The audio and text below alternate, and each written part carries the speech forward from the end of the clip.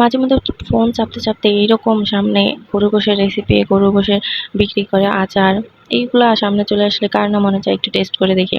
আর কিনতে গেলে এত এত দাম। ভাবলাম যেহেতু গরুর গোশ আছেই কোরবানির, তো কেন না আচার বানাই বা আচার বানানোর ট্রাই করি। যদিও ফার্স্ট টাইম আচার বানানোর ট্রাই করতেছি, চলেন আপনাদের সাথে শেয়ার করি। হ্যালো গাইস, আসসালামু আলাইকুম। আজকে আমি গরুর গোশের আচার বানানোর ট্রাই করব। অনেকদিন ধরেই দেখতেছি, প্রায় ১ বছর ১.৫ বছর ধরে, কিন্তু কখনোই এরকম আচার বানানোর ট্রাই করিনি। তো আজকে সাহস করে বানানোর ট্রাই করলাম। এখানে ফার্স্ট আর সেকেন্ড ধাপে ধাপে সবকিছুই রেডি করা ছিল। আর এখানে আমার একটা ভুল ছিল, আমি মশলা যখন মাখাচ্ছিলাম তখন আদা রসুন দিতে ভুলে গেছিলাম। যদিও এটা আমি ভিডিও ক্যামেরার বাইরে আমি এই মশলাটা দিয়ে দিছিলাম। যাই হোক, আপনারা পুরো ভিডিওটা দেখতে থাকেন। আর এখানে মজার বিষয় হলো কি, এই আচারটা বানাতে একটু পেঁয়াজের প্রয়োজন হয় না। তো আপনারা পুরো ভিডিওটা দেখেন, আর কেমন হয়েছে অবশ্যই কমেন্টে জানাবেন। আসলে এই রেসিপিটা এমন একটা রেসিপি, আপনি যদি কখনো মনে হয় আজকে শরীরটা ভালো লাগছে না, রান্না করাটা ভীষণ কষ্টকর হয়ে যাবে, তাহলে গরু মাংসের আচারটা হতে পারে আপনার কষ্টের সমাধান।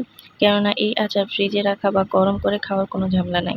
শুধুমাত্র গরম ভাতের সাথে একটু মাংসের আচার দিয়ে ১ প্লেট নয় ২ প্লেট ভাত খাওয়া কোনো ব্যাপার না। শুধুমাত্র ভাত রান্না করতে পারলেই হলো, কোনো প্রকার তরকারির প্রয়োজন নেই। যেকোনো তরকারির মানে ব্যাকআপ হিসেবে মাংসের আচারই যথেষ্ট। আপনি যদি খিচুড়ি প্রেমী হন তাহলে মাংসের আচার আপনার জন্য মাস্ট নিড। খিচুড়ির সাথে গরুর মাংসের আচারের পারফেক্ট কম্বিনেশন খিচুড়ির স্বাদকে বহুগুণ বাড়িয়ে দিবে।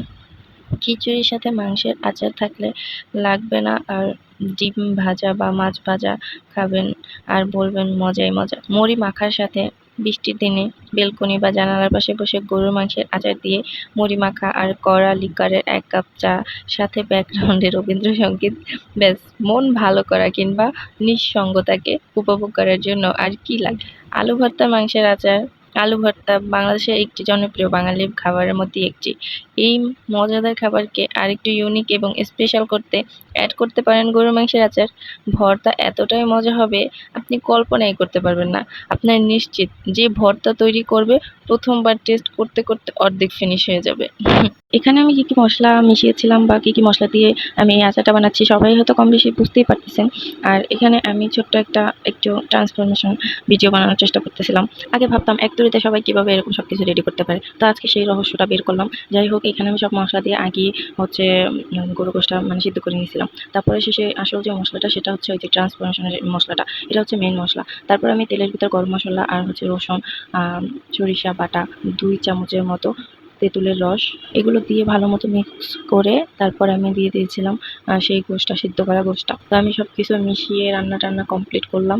আমার মনে হচ্ছিল যে এবার এর ভিতর ১ টুকরো লেবু চিপড়ে দিবেন, টকের ব্যালেন্সটা ঠিক রাখবেন। তো আমার আজকের ভিডিওটা আপনাদের কাছে কেমন লাগলো অবশ্যই আমাকে জানাবেন, আর কমেন্ট তো অবশ্যই করবেন। আর ভালো লাগলে একটা করে শেয়ার করে দিবেন, আপনাদের টাইমলাইনে রেখে দিবেন যাতে আপনারা পরবর্তীতে এটা করতে পারেন।